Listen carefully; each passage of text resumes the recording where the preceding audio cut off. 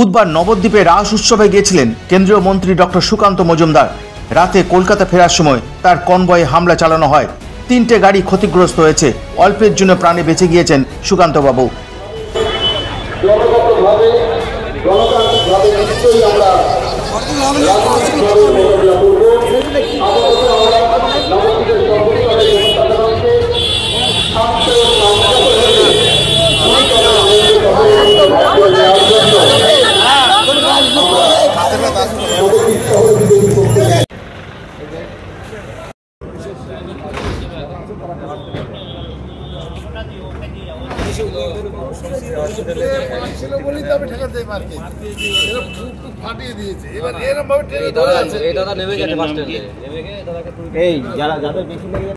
আকাশ তালুকদার, যে ছেলেটাকে দেখলি ওটা আকাশ তালুকদার। হসপিটালে আছে তারা প্রতাপনগরে।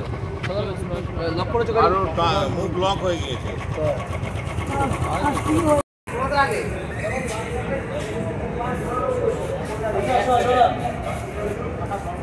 কোন জায়গায় পৌঁছে গেছে যে আজকে যখন আমরা এই নবদ্বীপে রাস পূর্ণিমায় ঘুরছি, দুটো গাড়ি আমাদের একটু পিছনে পড়ে যাওয়ার জন্য তারা ঘোরানোর সময় বাস স্ট্যান্ডে ঢুকেছিল। সেখানে পর্যন্ত আমাদের গাড়ি ভাঙচুর করা হয়েছে।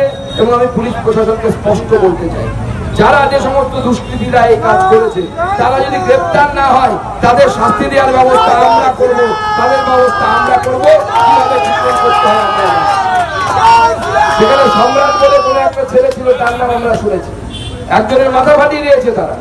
আমি স্পষ্ট বলছি, যদি পুলিশ ব্যবস্থা না নেয়, দুজনের মাথা ফাটিয়েছে।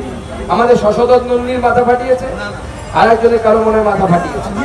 আমি পরিষ্কার বলে দিচ্ছি, যদি পুলিশ ব্যবস্থা না নেয়, পুলিশ যদি ব্যবস্থা না নেয়, আমি পরিষ্কার বলে দিচ্ছি এসপি কে প্রত্যেকটা রক্তবিন্দুর হিসাব কড়াই গন্ডায় বিজেপি বুঝিয়ে দিতে পারে।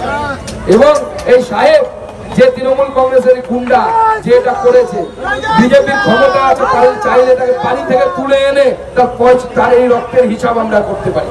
আমাদের সেই ক্ষমতা আছে এই জেলাতে। তাই পরিষ্কার বলে দিচ্ছি, পুলিশ যদি ব্যবস্থা না নেয়, বিজেপি তার নিজের মতো ব্যবস্থা নেবে। সেই দিনের জন্য তৈরি হয়ে থাকুন। কেন্দ্রীয় মন্ত্রীর উপর হামলা, প্রশ্ন উঠেছে রাজ্যের আইন শৃঙ্খলা একেবারে ভেঙে পড়েছে, বেপরোয়া হয়ে উঠেছে শাসক। আপনারা কি বলেন? জানান আপনাদের মতামত। RDB নিউজ, অন্যায়ের বিরুদ্ধে প্রতিবাদ, অন্যায়ের বিরুদ্ধে লড়াই।